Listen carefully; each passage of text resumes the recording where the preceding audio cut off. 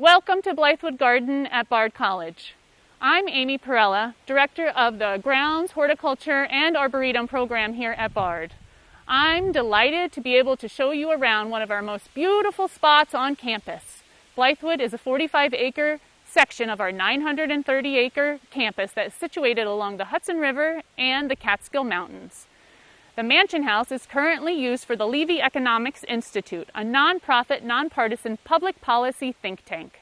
While the garden and grounds are our favorite spot among many and heavily used by both students and the local community for rest, relaxation, and recreation. Blithewood is an integral part of our national history and of American architecture and landscape design. It is located within the Hudson River Valley National Heritage Area, managed by the Hudson Valley Greenway, and is part of the Hudson River National Historic Landmark District. Blithewood's undulating landscape was shaped by glacial movement up to 16,000 years ago. It became a prehistoric settlement area that was later discovered by Henry Hudson, a European explorer, in 1609. The entire Bard landscape was formed by successive ownership of several prominent families, purchased by Captain Andrew Zabriskie and his wife Frances Hunter in 1899. They transformed the previous estate on the site that was designed by owner Robert Donaldson and his collaborators and architect friends A.J. Davis and A.J. Downing. The Zabriskies commissioned architect Francis Hoppin to design a Beaux Arts mansion and walled Italianate garden that still stands today and is almost 120 years old, and is currently part of a rehabilitation project with the Garden Conservancy. The highly architectural garden abounds with lush plantings that inspires the visitor, just as the surrounding landscape once inspired the Hudson Valley School of Art and so many others that are fortunate enough to experience this unique slice of natural beauty, history, and culture. Hi, welcome to Blithewood Garden. Thank you so much for coming. I'm really pleased to be able to introduce you or reintroduce you to the garden, show you around some of the favorite plants that are in bloom right now. So I just want to start by saying that the garden, as Amy said, was designed in an Italianate theme, which is characterized by the axiality, the symmetry that you can see. However, since that time, and since Bard has taken over, some of the symmetrical formal features have been altered, particularly with regard to plant material. I think that it fits Bard's personality. The plant material is diverse, it's freeform. We certainly put an emphasis on native species as well as pollinator-friendly plants. So I'm excited that it's a beautiful day because you are going to see all kinds of butterflies, I think. So why don't we go down to the garden and I'll start showing you around.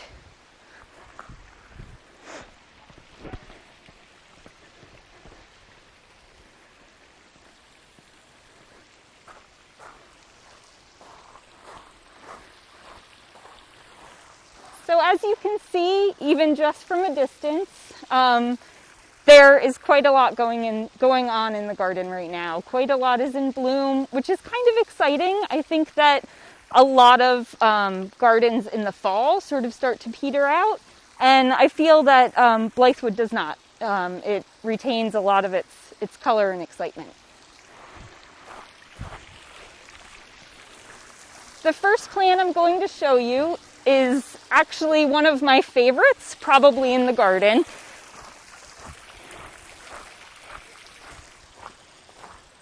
This beautiful plant is called a Japanese anemone, and this variety is called Honorine Jobert. And part of what I love about this plant is that it's this beautiful, clean white color of the blossoms. And whereas a lot of white flowering plants, the flowers turn brown and crinkle and the plant ends up looking not super great, this one keeps that white color and then drops the petals when they're still white. So you don't end up with that sort of unappealing brown color. Another plant we have in here maybe a little hard from the perspective to get. This pretty little delicate plant is called Boltonia, and the species is native to the area. This is a cultivar called Snowbank, and it pretty much just started to bloom, and I think it makes a really nice contrast with this plant here. This is a calico aster, and I think that the color is pretty exquisite, and I particularly like it with the white of the anemone and the Boltonia. I think a lot of people associate asters with fall, appropriately, since they do bloom at that time. Another aster that we have in the garden is this stately fellow who is currently absolutely covered in monarch butterflies. So that's just sort of a bonus. It's a lovely plant for a multitude of reasons, but in particular it adds quite a bit of height, as you can see, to the garden. It's got these really beautiful, kind of delicate lilac colored flowers, and as a gardener, one thing that I really appreciate about it is that despite its height, it holds itself up. So I don't have to spend a lot of time staking and anything like that. So it keeps my labor down, at least to some degree, and as much as that's possible, I appreciate it. So that's Tatarian aster, is what that's called. I'm going to take us pretty much straight through toward the summer house. On the way, I do want to point out the 2 rose garden beds. And they primarily consist of the knockout rose, which if you are a gardener, you are probably familiar with. I personally love roses. However, as many of you probably know, they are very labor intensive. Now, the knockout rose is just the opposite. It does not require deadheading to continue blooming. It is very disease resistant, and pretty much the only thing that I have to do with it is prune it in the springtime, which actually I really enjoy, so it's a bonus. Let's see, I wanted to bring us over here. So far I've talked about perennials, but we also utilize annuals in the garden. So I'll show you a few of those. We like to use annuals to add some interest, to add some additional color, and that's where these beauties come in. These are zinnias, and I think we grew them from a seed mix, so there's different varieties. These are awesome because they start blooming pretty much right when you get them in the ground, and they bloom pretty much until frost takes them out. So that's awesome. And as you can see from the filming, the butterflies just love them. So there's beauty, there's color, there's a sense of joy, I think, with that diversity of the different hues.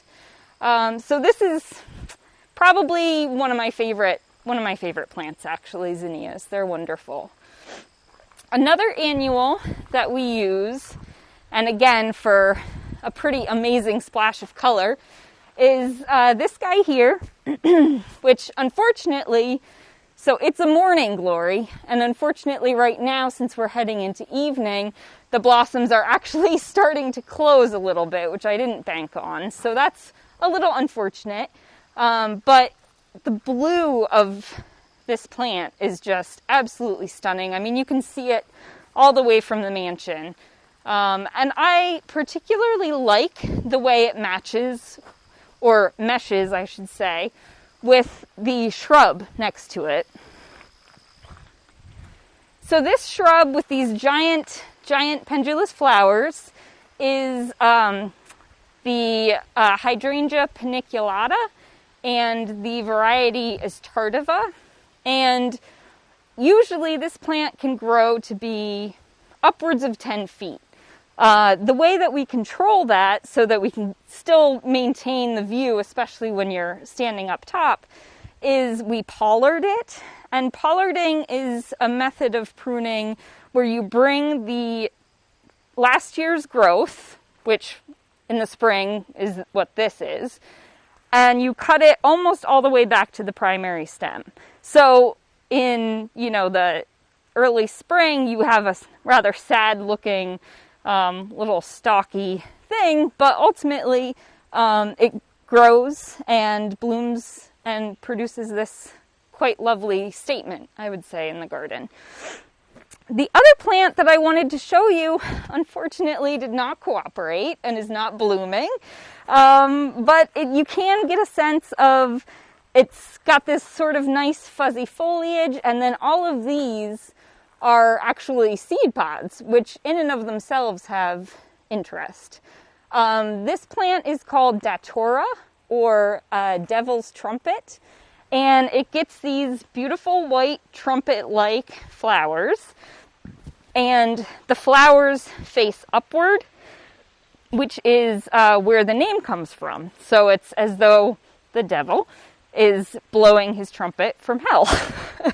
There is a similar looking plant, but it's actually a different family, but it's known as Angel's Trumpet.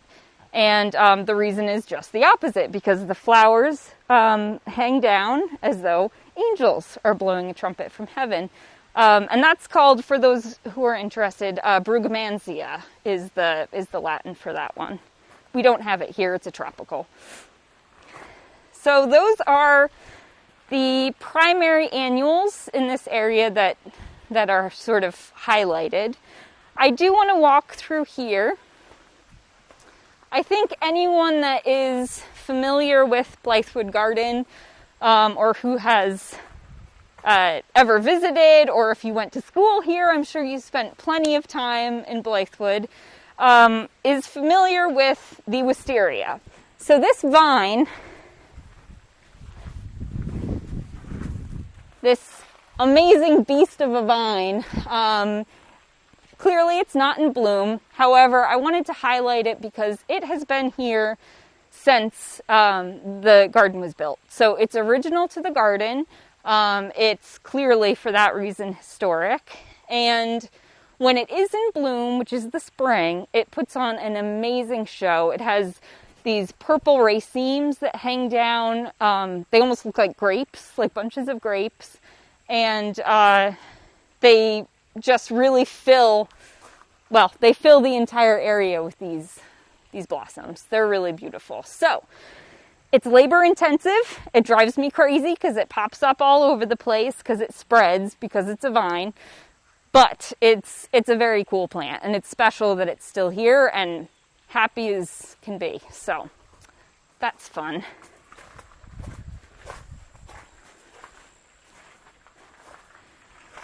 I did want to show you another vine since we're on the topic. This one here is called an autumn clematis. It's sweet autumn. And there's actually one here in the sun, which maybe would be a better view.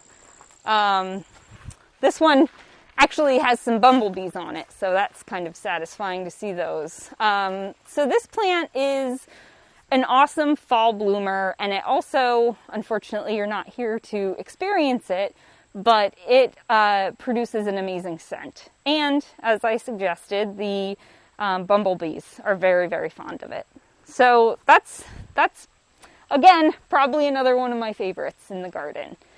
While we are in this area, I do want to show you this plant as well. This is another native to the area. It's called Eupatorium, or also known as black snake root. And if you're from the Northeast at all, you may be familiar with it just from woodland areas. You see it popping up. And this one is called chocolate, primarily because the stem is this pretty brown, basically, but it's like a maroon brown. And I think it stands out really well with the white blooms. So no fall tour of a garden would be complete without mentioning ornamental grasses. So here in the clipped boxwood octagon, we have Pennisetum, which is a fountain grass. This one is Hamlin is the variety, and it's actually a lovely dwarf. So this is the height that it gets, and it fits very well with the boxwood. It produces these really beautiful plumes, probably mid-September, and they'll stick around just as is. They stay very upright until, of course, a heavy snow comes and squishes them. But here's hoping that snow holds off for even months and months if we can get it, but at least weeks and weeks. I would say that you have probably gotten the best of Blithewood's fall display. And so I'm going to bring you through to exit the garden and see the other piece of what I consider to be a part of the garden, which is this absolutely beautiful landscape. Thank you so much for joining me on this virtual tour. I hope that it gave you a taste of the garden, and I certainly hope that before too long we'll meet each other in person.